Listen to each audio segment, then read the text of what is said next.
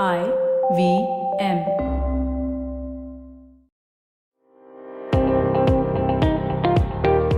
Welcome to All Things Policy, a daily podcast by the Takshashila Institution.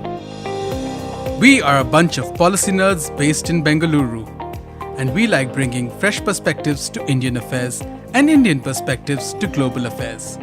So grab a cup of coffee, sit back, and join us for today's chat. Hello and welcome to yet another episode of your favorite daily public policy podcast, the Takshashila Institution's All Things Policy. I'm Anushka Saxena, your host for this episode and a research analyst with the institution's Indo Pacific Studies program. And I'm joined by my colleagues, Dr. Nithiyanandam, who is the head of the Geospatial Research program at the institution, and Amit Kumar, who is also a research analyst with the Indo Pacific Studies program. We're glad to have you here. Hi Anushka, it's my pleasure to be part of the show today. Thank you, Anushka. Right. So, for this episode, I thought we'll delve into the latest edition of Dr. Nithya's newsletter, the Takshashila Geospatial Bulletin. And this particular edition talks about military radar dynamics in Tibet. Um, it takes its foundation from a news article that recently appeared in NDTV, which unveiled China's underground operations in Aksai Chin using high resolution satellite.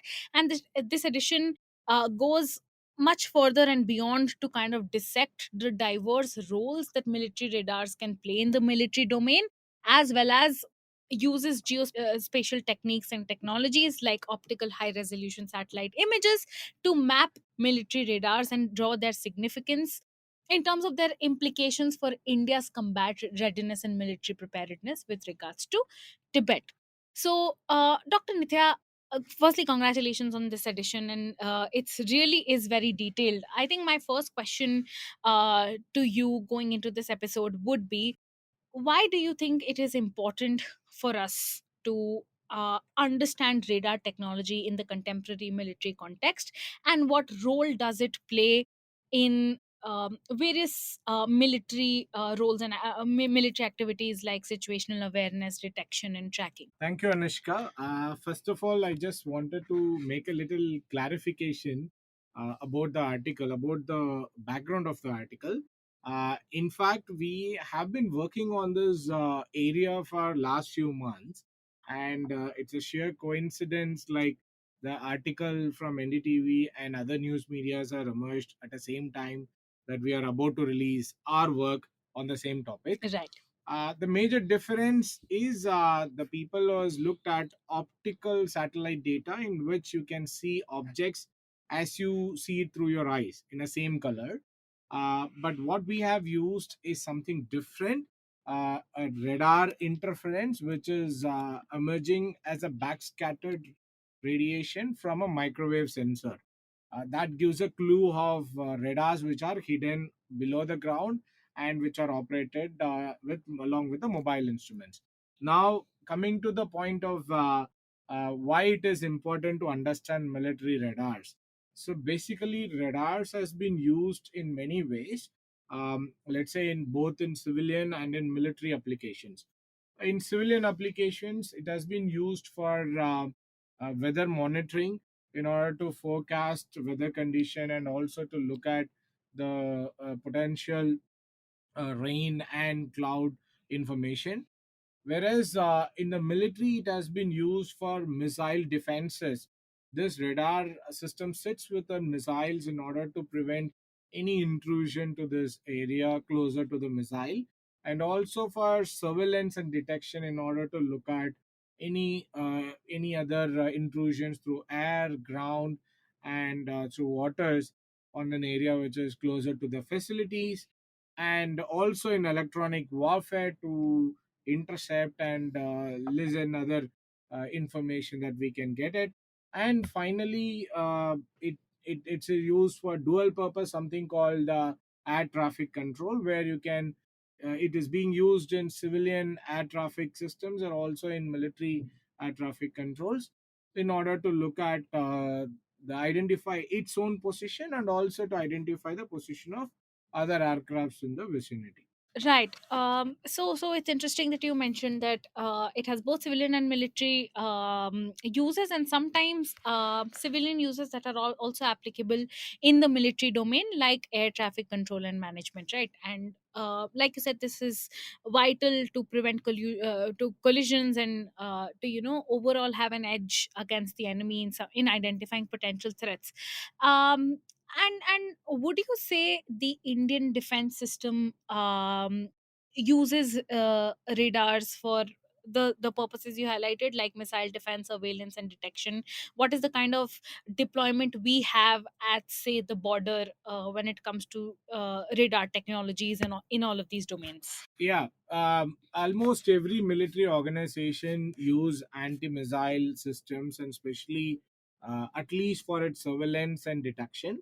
And Indian military has also been spending a lot of money on procuring these advanced radar systems, which can intercept and which can combat the other missiles which are incoming to its position. So similarly, over a period in last few years, also we can see there is an increasing trend in procuring radar because of advanced missiles which are coming up. However, this radar technologies are fairly established with many of the modern military systems. Especially, people has been using Russian systems, U.S. patriotic missile systems, and China has its own system, and so on.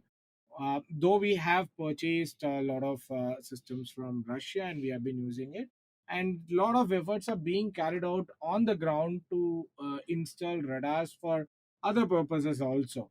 A lot of indigenous development has happened in the region where we can have powerful radar system for intercepting and listen, intercept, and also to understand the activities happening on the site. So this is on the while this is on the increasing trend, the satellite based observations are limited because what we have discussed in the paper is slightly different from the conventional radars which are being deployed. These are all radars which are deployed on the space for a complete different purpose. It is for disaster management. It is for um, monitoring soil quality. It is for monitoring flood. It is for monitoring vegetation developments and so on. However, since the physics behind that remains same and there are certain interferences in an operating frequency, thus has created the location of military radars. Right. That's interesting that you talked about that, because I was coming to that exact analysis that you've presented in your newsletter with regards to how exactly do you determine the location of a radar. So before we move further into actually talking about the deployment of these radars and what you've detected at the border, with regards to Tibet and Chinese deployment in Tibet, could you go over, if you had to explain to a lay person like myself the meaning of observing backscattered microwaves and using synthetic aperture radar, Sentinel 1A and B? What exactly are these techniques? If you could go over this briefly, and how exactly do they help you detect the location of a military radar? Well, that's an important question.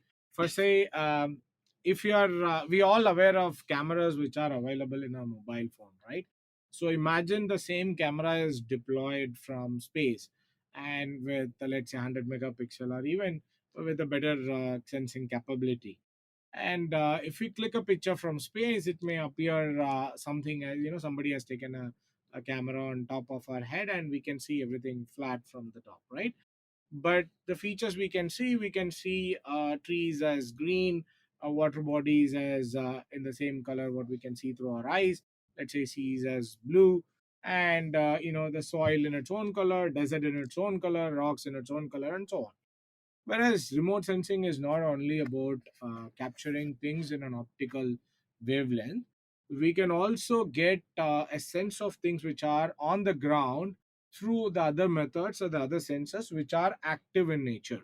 So, when I say active in nature, the cameras that we use are actually passive in nature without something called flash, right? So, what does it mean?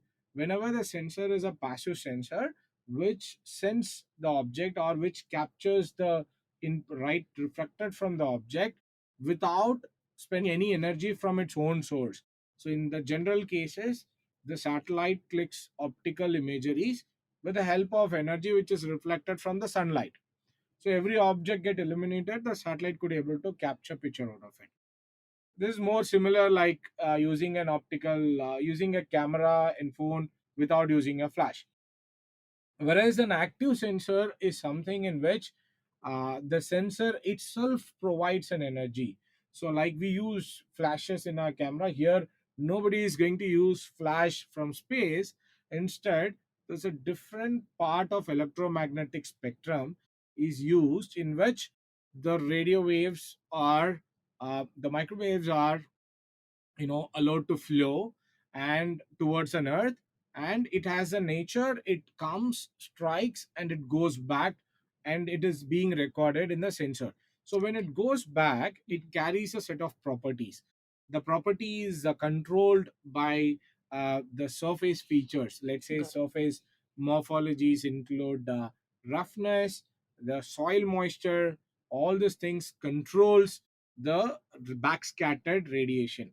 That is the radiation, the energy which is sent from the spacecraft, and then it hits the surface, and then it's recorded back to the space.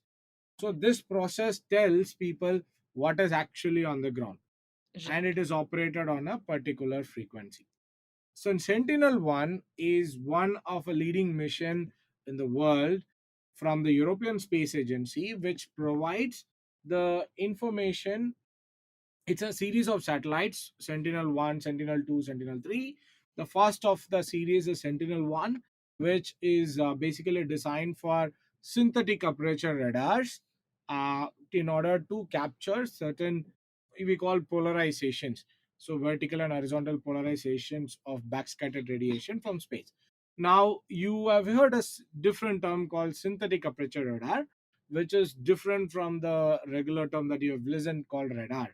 So, to distinguish synthetic aperture radar and regular radars, the difference is uh, when it comes to radar, if you want to measure the distance in a longer from a longer area, and also if you want to measure it at a finer detail, you need a very long camera, so very long antenna.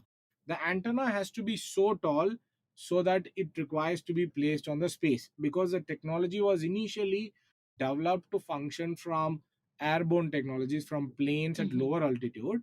When we have to keep it on space, we really need a very large camera, which is a very large antenna, which is technically impossible to keep. So the development of the technology has happened, and the cameras are actually synthesized and arranged in the form of arrays. So then it is come down to the size where it can be put up on the space. That is called Mhm. synthetic aperture radar, which is unconventional, and the conventional radars carry big antennas on the ground, where synthetic aperture radars, the antennas are synthesized, or I can say arranged in a form which is compact. Right. Excellent. I think that technological primer is extremely important both for myself and for our listeners. And I think before we get to the crux of the issue with regards to the observations you've made using these remote sensing technologies with regards to Chinese deployment in Tibet, I think I'd like to come to you, Amit, and ask you. We've been hearing a lot in the news about this standard national map that China has recently released, in which the territory of China includes the state of Arunachal Pradesh and Aksai Chin, right? And I think the NDTV article that we referenced to in the beginning as well talks about how China is building underground forces in Aksai Chin, and that it may have implications for Indian deployment on the border. So, in if you do a joint reading of the deployment as well as this rhetoric surrounding territory and maps, what do you think the border situation looks like? And how should we interpret the fact that China is increasingly deploying these forces and radars in Tibet, and does it really have implications for Indian forces? Whatever we have discussed, and Dr. Nitya has told us about the placing of the radars in Tibet and along the India China border, of course, it carries implications of great significance for India. And why I think, I mean, the border situation, it has been 3 years now since the border situation started to worsen along the India China border. And so initially, it was expected that three stages of resolution was planned, and it was expected that first disengagement would take place, followed by de-escalation, and then de-induction. Right. So far of the 5 to 6 areas where friction points, we have seen uh, de-escalation in some of them, especially Galwan, north and south banks of Pangong So, and the hot spring Gogra. But the two areas, especially Depsang and Demchok, we have not been able to reach a resolution wherein at least we have at least the forces have de-escalated. And why I think the problem that I mean, all of this induction and deployment of these weaponaries and permanent installations along the LSC has become important for at least the Chinese is the fact that for several years Chinese had an advantage over India in terms of infrastructure, and that gave a certain degree of tactical advantage to the Chinese in terms of access to the patrolling points, and because they had better infrastructure compared to India. But beginning 2008 and 2010, India started to improve its the infrastructure on its own side, right?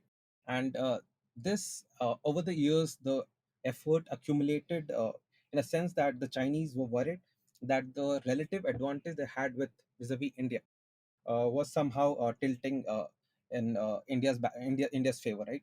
And India was able to, if not completely, India was able to take advantage or reduce the tactical advantage at least what Chinese had. So, beginning and ever since the present government has come into place, they have really pushed on with the infrastructure, and the BRO have been at their best, building roads day and night, and several areas that were non-accessible during winter or harsh winters. They have made it possible for the Indian troops. Those areas have been accessible even during harsh conditions, right? So these were the consideration and giving the assistance that they were getting from the U.S. Army. I think this was creating a sense of urgency among the Chinese that they need to pull back the factors and the balance back in the favor. And this is why I think this situation has taken this the development that we see has taken this form, wherein the Chinese have come in heavily. They have created permanent infrastructure along the LSE, and mind you, these are infrastructure that are actually permanent. So they've bound upon the treaty of the 1993 and 1996. There were certain ceiling and caps that were imposed on the number of troops that both the parties or both the armies can have in along the LSE. But the Chinese were the first one here who violated the terms of the both the two landmark the agreement that were there between that was there between India and China, and they have actually like they have brought in multiple brigades along the LSE, close to 60,000 troops, and this has violated the agreement, and it was clear. It was very clear that they did not they saw the existing bilateral agreements that were there in place but not in favor, and or were actually now were favoring India, because they put certain restrictions and caps on how much artillery or ammunition you can keep in those areas, but while also allowing India to go on with the infrastructure improvement. So this is clearly an attempt by the Chinese to subvert the balance back in their favor and take the advantage back. Stay tuned to All Things Policy. We'll be right back after a short commercial break.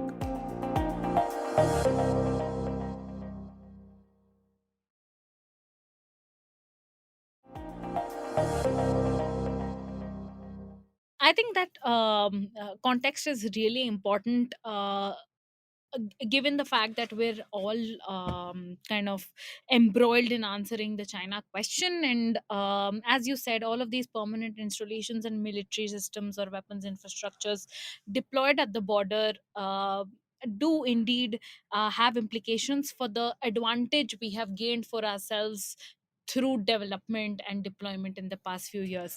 So, Dr. Nitya, if I come back to you, and Amit talked about this, right?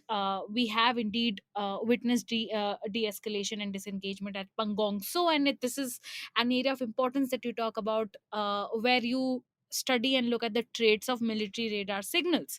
So, Dr. Nitya, can you tell our listeners a little bit about what your observations have been? Okay, so what we have observed about the military radar interferences in Tibet, one is, as he said, there are certain de-escalations. It appears to be happened areas, especially on, let's say, on Pangong So Lake. What we can see are very high severe interferences pattern in the past, and in with other data sets, as a reference data sets, we could see the SAM sites are exist. SAM sites are surface to air missile sites. Those are exist, but they are not in operation. They are old. And the radar signals were strong in the past, but not today. But to me, the focus more shifted towards an area which is close to Arunachal, where the radar interferences are high and severe these days. And there's new radars which are come up in the recent years. However, the radars which are being operated, let's say on the areas which are closer to Ladakh, are still operating, some of them. And a more worrying part is, let's say, whether it is Aksai Chin or even further north from that area, where you can only see an open, open land with lakes surrounded by it. On those areas, we found, the radar interferences. That is strange because the interference pattern, when we look at, it's most of the time associated with the ground infrastructure, whether it is the city of Shigatse, whether it is city of Nakfu. Everywhere it is associated with a big infrastructure on the ground, whereas on these areas there is no infrastructure on the ground, which are visible at least in optical imageries, but we still can see radars, which makes more suspicious. Perhaps there is an facility which being protected, or there are facilities which are, currently monitored or being constructed in those areas. So this is how we can see the trend and the shift in focus on these areas. Right. And just as a follow up to that, in Nakchu specifically, in the Nakchu town of Tibet, you also argue in your newsletter that the rare occurrence of these high frequency radars could be actually caused by a mobile radar system. So, does the deployment of mobile radar systems in any way account for a greater threat, or does it indicate that the Chinese are better preparing themselves than just establishing permanent facility? This seems to be, it's not only the case with Nakshos, where in Naksho we could actually see radar doom. So, where the powerful high frequency radars are being operated. Whereas the mobile radars, which are many in numbers, are operated across different parts of Tibet. And of course, these are very close to the frictional points, and some are in a places which are completely remote. Perhaps I gave an explanation why it is being operated remotely. So yes, mobile radar plays a crucial role, and it's not only the radars which are fixed, because I believe the radars which are fixed are known to either side. People Yeah. knows where it is located, and it is the high frequency radars has a footprint for very large area, so it is being easily recognized.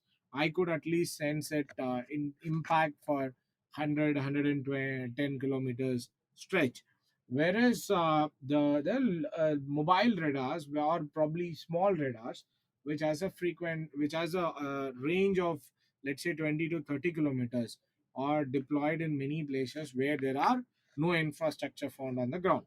So these radars are kept at places probably during in a mobile vehicle while doing drills, while moving assets, and so on. Perhaps these are not going to be in that places because the pattern also say operate, infer same.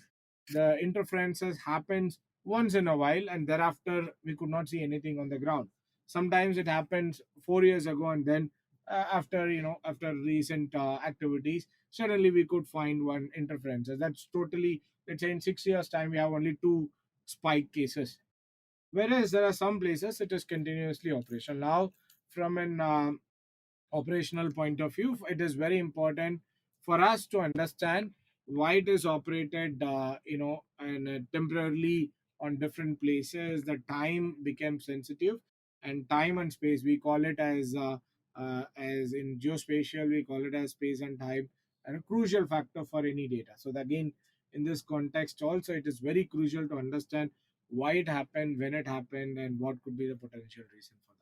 Right. I think that's a very interesting point that you highlight, because I think you argue with regards to the Yadong County that in Sikkim we see the radar system based close to Sikkim. We see it was active once in 2017 and then 22, and I think 2017 in that sense would have the important time element of the standoff between India and China close to the Bhutan border.